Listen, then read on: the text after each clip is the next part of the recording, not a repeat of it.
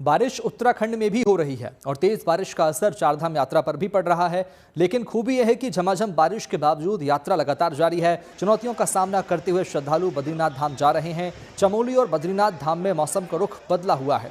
बारिश के साथ ही ठंड बढ़ गई है, पर श्रद्धालुओं के उत्साह में कोई कमी नहीं आई है। लोग छाता या बरसाती लेकर अब धाम पहुंच रहे हैं।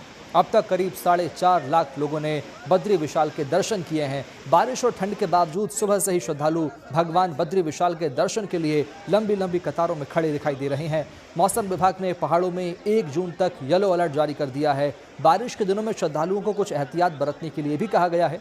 इस वक्त अगर आप चारधाम की यात्रा पर जा रहे हैं तो जूते, जैकेट और ऊनी कपड़े जरूर साथ में रखें और तेज बारिश के दौरान कहीं ठहर जाएं। नदी नालों के पास जाना जोखिम भरा हो सकता है, इसलिए सावधान रहें। ये तस्वीरें हरिद्वार की है, जहां से चारधाम यात्रा की शुरुआत होती है। यहां तेज बारिश और तूफान ने तस्वीर बदल दी है।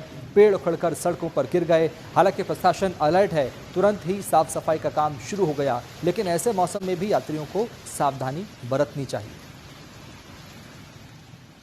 मानसून की एंट्री के साथ मौसम बदल गया है। गर्मी काबू में है और अभी तो तस्वीर और ज़्यादा बदलने वाली है, क्योंकि मौसम विभाग ने कहा है कि इस साल औसत से ज़्यादा बारिश होने वाली है। मौसम विभाग के मुताबिक आने वाले दिनों में इस बार जून से सितंबर के मानसून सीजन में औसत के मुकाबले 106% तक बारिश हो सकती है और इसमें भी जून का महीना ज़्यादा मुसीबत वाला हो सकता है, क्योंकि तब तक एक महीने में 108% अधिक बारिश का अनुमान है। मौसम विभाग के मुताबिक मध्य प्रदेश, छत्तीसगढ़ और महाराष्ट्र के साथ साथ ओडिशा में औसत से ज़्यादा बारिश की आशंका है, जबकि पंजाब, हरियाणा, केरल, तमिलनाडु में औसत से कम बारिश का अनुमान है।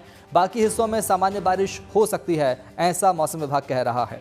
87 सेंटीमीटर की बारिश को सामान्य और इससे कम बारिश को अनावृष्टि और 87 सेंटीमीटर से अधिक को अतिवृष्टि की कैटेगरी में रखा जाता है। और पिछले 5 साल के आंकड़े देखें तो 2020 में मानसून की बारिश को लेकर लगाए गए अनुमान के मुकाबले 109% बारिश हुई थी, तो 2021 में अनुमान के मुकाबले 98.86% ही मानसून की बारिश हुई। इस तरह 2022 की बात करें तो पूरे मानसून सीजन में अनुमान के मुकाबले 106% बारिश हुई और 2023 की अगर हम बात करें तो अनुमान के मुकाबले 94.4% ही बारिश दर्ज हुई है। पिछले सीजन यानी कि 2024 के मानसून सीजन में भी सामान्य से 108% बारिश हुई थी और इस बार यानी 2025 में भी मौसम विभाग ने 106% बारिश का अनुमान जताया है।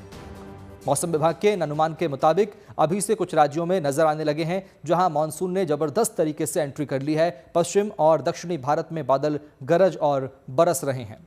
28 मई तक देश के दक्षिणी राज्यों जिसमें केरल, कर्नाटक, तमिलनाडु, पुडुचेरी, गोवा, महाराष्ट्र, आंध्र, तेलंगाना और उधर उत्तर पूर्व में असम, अरुणाचल, त्रिपुरा, मिजोरम और मणिपुर में मानसून की बारिश शुरू हो चुकी है।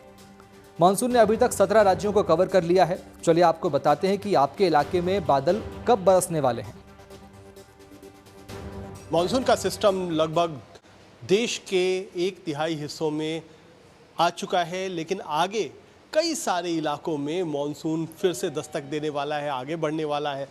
यहाँ पर मैं कुछ दिखाऊंगा आपको एनिमेशन के जरिए कि अभी जो पूरा मानसून था वो पश्चिमी इलाके में था, यानी ये महाराष्ट्र का इलाका है, मुंबई का इलाका है जहाँ पर बारिश हो रही है और यहाँ पर एक कम दबाव का क्षेत्र था जो आपको दिखाई पड़ रहा है, जिसकी वजह से पूरे इलाके में केरल, कर्नाटक, महाराष्ट्र और गुजरात में बारिश हो रही थी।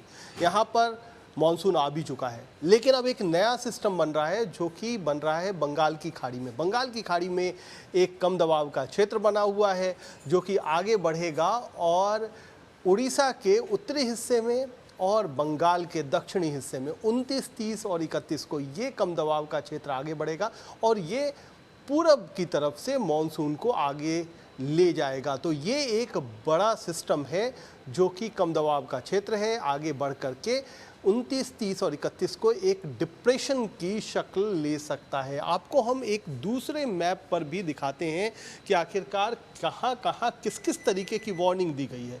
ये पूरा भारत का नक्शा है। इस नक्शे पे अगर आप देखेंगे तो जो दक्षिणी राज्य हैं तमिलनाडु, केरल और कर्नाटक, महाराष्ट्र, यहाँ पर गोवा, ये पूरा इलाका यहाँ इस समय रेड अलर्ट में है। साथ ही साथ गुजरात और मध्य प्रदेश का कुछ हिस्सा जो है वहाँ पर ऑरेंज अलर्ट दिखाई पड़ रहा है। कैमरामैन जगन्नाथ मोहंती के साथ कुमार कुणाल, दिल्ली।